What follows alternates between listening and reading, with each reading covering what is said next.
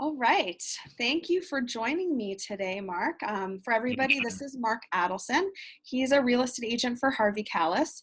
And I thought it'd be a good opportunity to talk about, some things that have been going on, obviously, over the last couple weeks, some things that are going on in the industry as a whole, but also specifically as it relates to your business. And we can just dive in. So why don't you introduce yourself, who you are, what you do, and we'll go from there. Perfect. I'm a real estate agent. My name is Mark Adelson. I work for Harvey Callis, and I'm part of the team, the Adelson Weiss Realty team, along with my business partner, Brandon Weiss. We focus on referrals, basically, and we do some farming, but not too much. We're probably going to dive into it once this is all said and done. Right, right. Yeah. Okay, so let's talk about, what have you seen over the last couple of weeks? I mean, it's no secret that obviously things are changing and we're having to pivot our businesses. But what have you seen in the last couple of weeks, specifically in your industry, specifically with your buyers and sellers? Do you have anything coming out? Like what's going on? So, I mean, things have slowed down, that's for sure. We're seeing that people who have to sell or have to buy are the ones that are really in the market right now. Everyone else has seemed to sit on the sidelines and is waiting to see how this all works out. We have a few things coming up. We have a condo downtown, a one-bedroom, junior one-bedroom at the Thompson Residence, 629 King Street Developments. It's coming up for sale. It was going to be a rental, but the owner has decided he's going to try pull his capital and keep money in his pocket for now. So we've got that coming up. We also have potentially another condo downtown, a 2+1 at 27 Bathurst. It's a beautiful southwest facing, and that will probably be coming out in about 2 weeks. Awesome, So awesome. yeah. So, and that's something that I've heard from quite a few agents is that, people who have bought, they're going to need to sell, and people who have previously sold are going to need to buy. So the reason behind why, real estate transactions are still happening is still the same. It's just the process is different. So walk me through, I know that you and Brandon have been on top of technology for a while, obviously being client of ours. We know we've been apprised of what you've been doing, and we're starting to see agents in general shift that way now because they have to.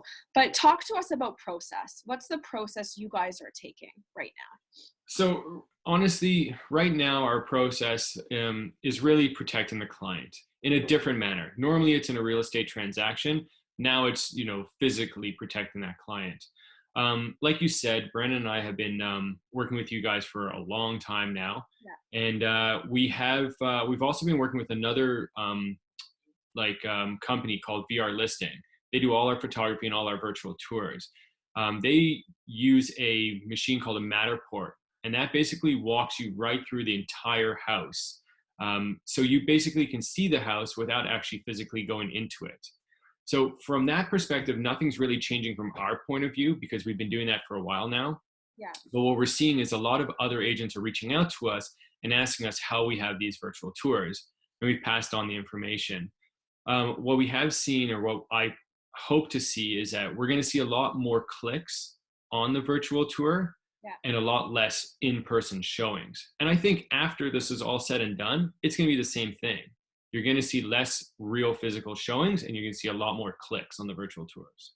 Yeah, and Um, that's something, that's so relevant that you're recognizing that, because I think, there's been a lot of companies and industries that have been shifting that way for a while, to do things more remotely and to do things virtually. And when all of this is over, there may be, in fact, be a new normal with how buyers and sellers want to go about, conducting these real estate transactions. And so I think it's so important, what you and Brandon are doing is so awesome, because you've been adapting this whole time, and now you're seeing how effective and beneficial it is to your business that you started this before the curve happened.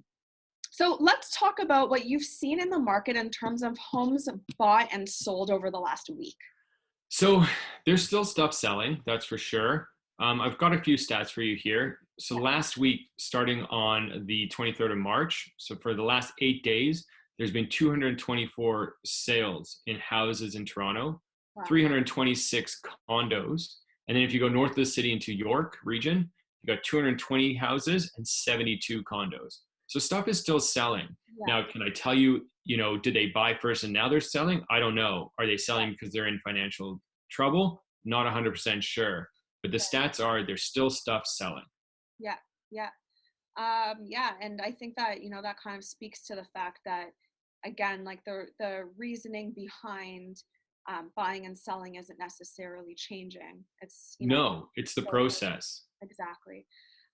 So let's talk a little bit about technology. I want to kind of pull on that from you. For So sure. what are you doing now? What are you seeing other agents do? How are you adapting? How are you, I guess, calming your clients down in the sense that you can sell virtually? Like, have you ever had buyers purchase without physically seeing a place in past? Every single one of our investment clients does that. It's no different to pre-construction condos. You see a floor plan, you like the floor plan, you buy it off floor plan. And the reason you do that is because you want to be the first one to get that, or else you're going to miss out. Right. Now, what you're doing is you're saying, okay, I'm going to look at it, the floor plan. I like the floor plan. I can literally virtually walk through the entire house, you know, and I can see if this is going to work for us. The floor plan has all the sizes on it, and it's not they're not in between walls, it's from wall to wall, so you get a actual size of the room. Yeah. Um, then the virtual tours allow you to walk right through the entire house without any distortion from photos or anything like that.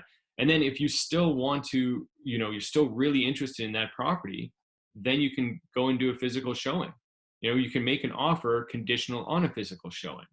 So, I mean, you're never going to be able to replicate physically going into a house. You can't hear a squeak in the floor. You can't see certain things no matter what you do unless you open up every closet.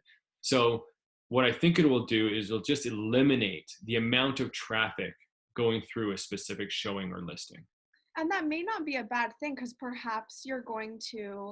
um, perhaps you're going to bring in more serious buyers, Correct.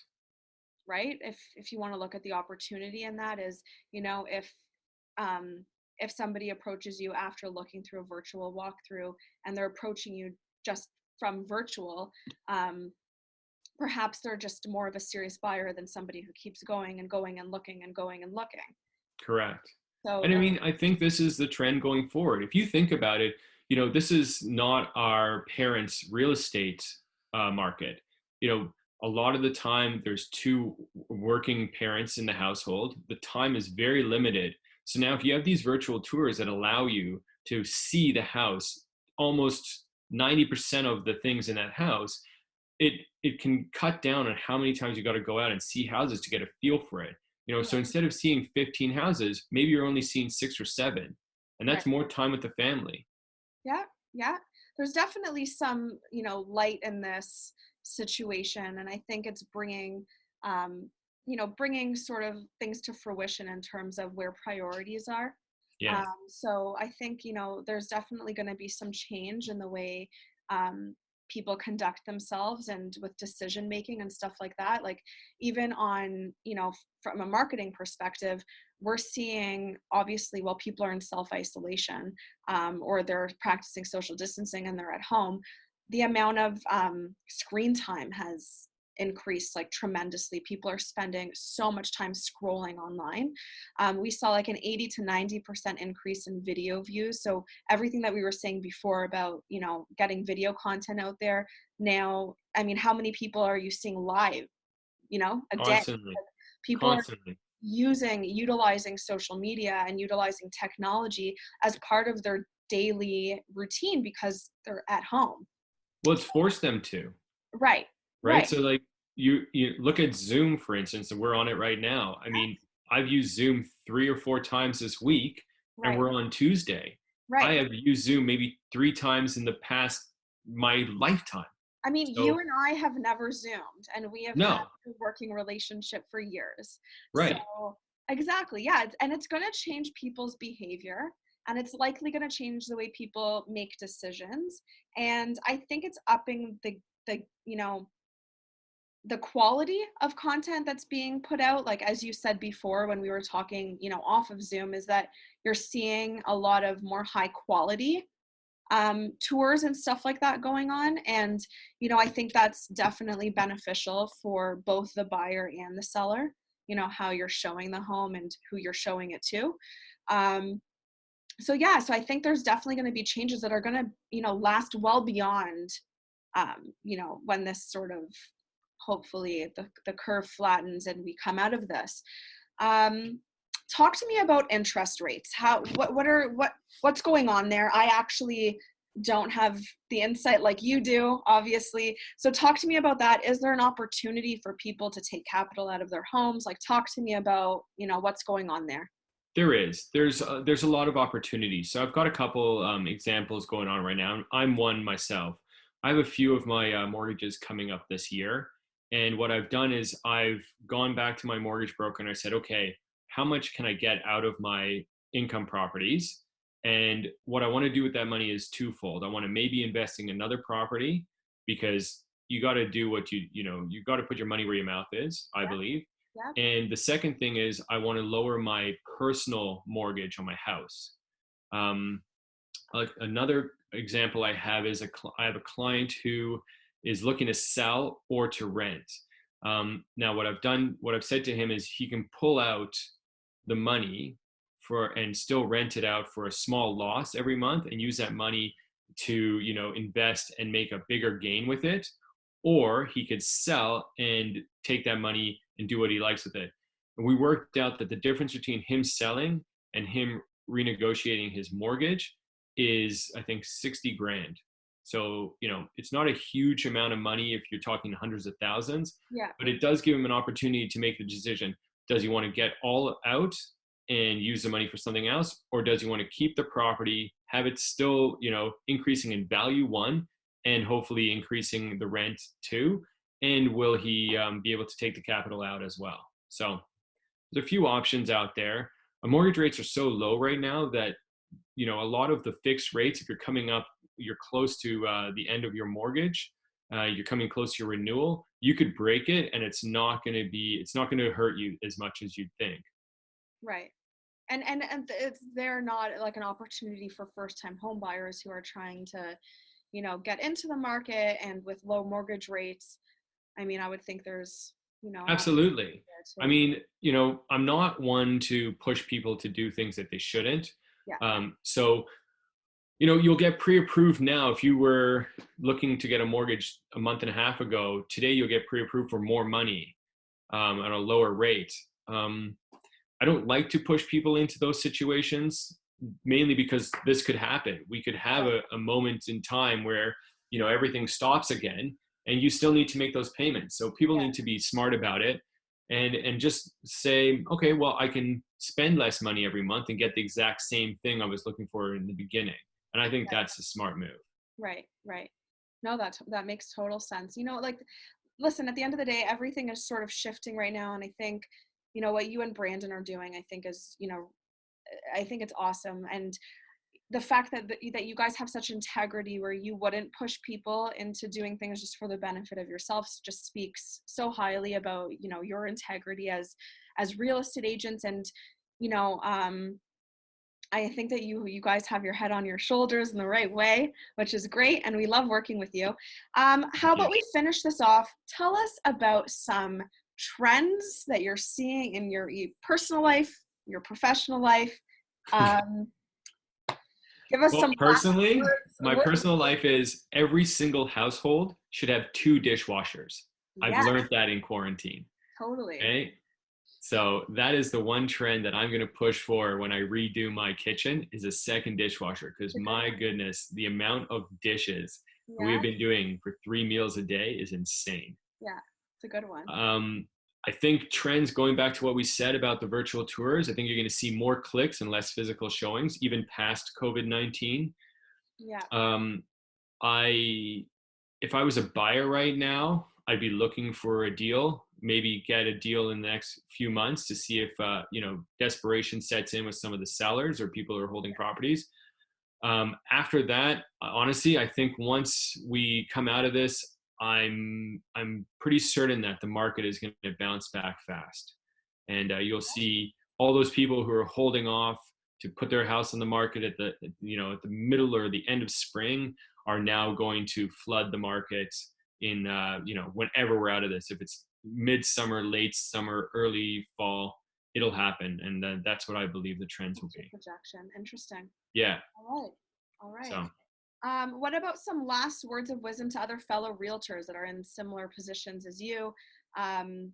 Is now a time for collaboration? Is now a time to, stop thinking about the competition out there and coming together as industry experts? Or what are your thoughts on that?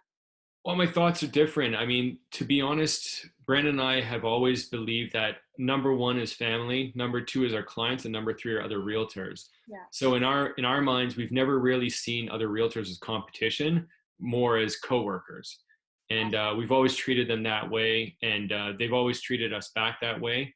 I mean, yes, there's different personalities. I have arguments with my 5-year-old and, well, now 6-year-old, but so we'll have differences of opinions with other realtors, but ultimately we've always tried to work with them and had a great relationship, and it's worked out in our favor. So Yeah. going forward, I think we'll just stay consistent and keep doing what we're doing. Awesome. Love it. So, and working with you guys. Yes. Yeah. Thanks so much, Mark. Anytime. Yeah. Stay safe. You too. Bye.